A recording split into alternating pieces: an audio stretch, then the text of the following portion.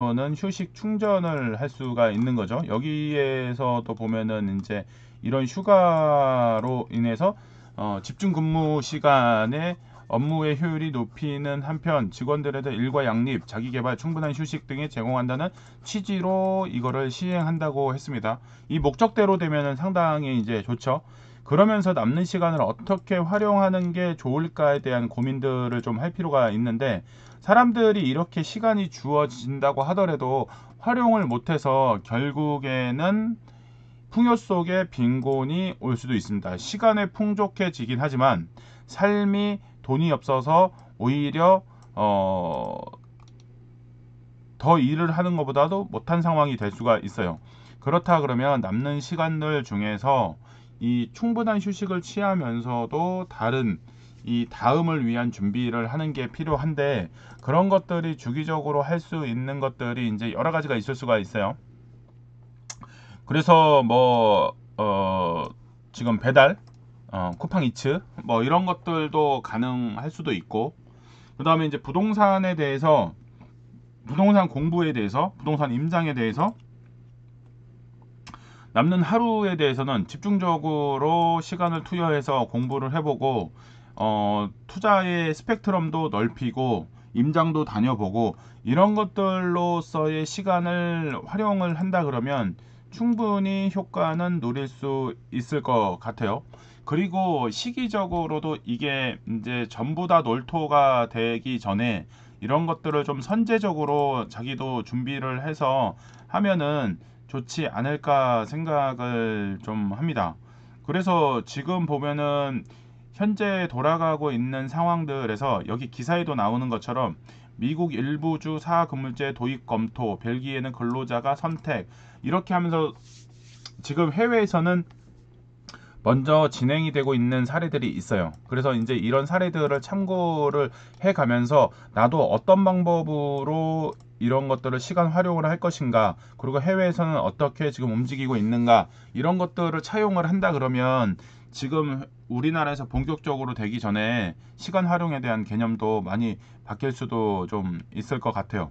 근데 근본적으로 직장을 조금 길게 다녀야 되는 연령대층 같은 경우에는 이런 지금 주 4일제를 지금부터라도 계획을 좀 세워서 부동산 투자에 있어서도 일정 시간을 갖는 요걸로 활용을 하는 게 가장 좋을 것 같아요. 습관이에요, 습관. 루틴. 부자들이 부자가 될 수 있었던 궁극적인 원동력 중에 하나는 루틴입니다. 루틴. 부자가 되기 위해서 늘 매일같이 빼놓지 않고 하던 루틴이 결국에는 부자로 만드는 습관이 된 거죠. 그렇다 그러면은 이런 주 4일째 변화가 생기면서 시간이 많이 늘어났으니까는 그냥 마냥 놀기만 하자라고 하는 게 아니라, 이게 부동산 투자라든지 자기 개발이 부동산 투자에도 연결이 되는 거죠. 이런 것들을 위해서 시간을 정해놓고 그 시간대에는 내가 다음을 위한 준비, 부동산 투자 공부, 부동산 임장, 이런, 그리고 이제 매수 전략, 이런 것들에 대해서 자산 포트폴리오 개선을 위한 노력, 이런 것들을 한다 그러면 그 시간이 오히려 다른데 일하는 것보다 훨씬 더 효율이 높을 수도 있을 것 같아요.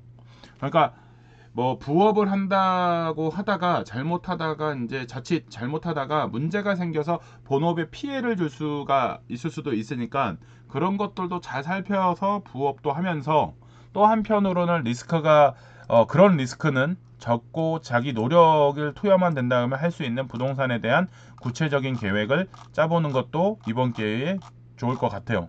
그래서 이런 거를 기준으로 해서 여행을 가더라도 단순 여행이 아니라 내가 관심 있던 지역에 대해서 놀토를 활용을 해서 주 4일제를 활용을 해서 한번 지역을 방문해서 임장을 해보는 것도 여행도 되기도 하고 임장도 되기도 하고, 요런 이 구상을 미리 짜놓는 게 좋을 것 같다라는 생각이 들긴 합니다.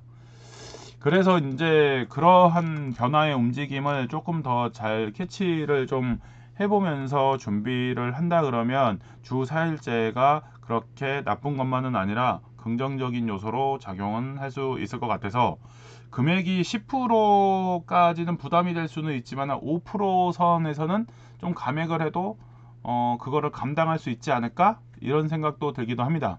그래서 이제 자기 업에 따라서는 좀 다를 수는 있겠죠. 그래서 이제 업에 따라 좀 다르기는 하겠지만은 10%까지는 부담이 좀 클 것 같아요.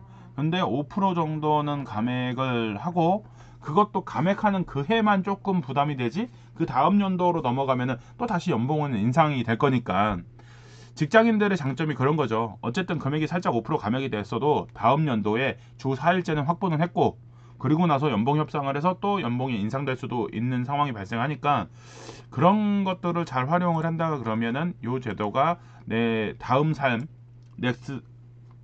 넥스트 삶을 위해서는 긍정적인 요소로 작용하지 않을까 그런 생각이 들긴 합니다.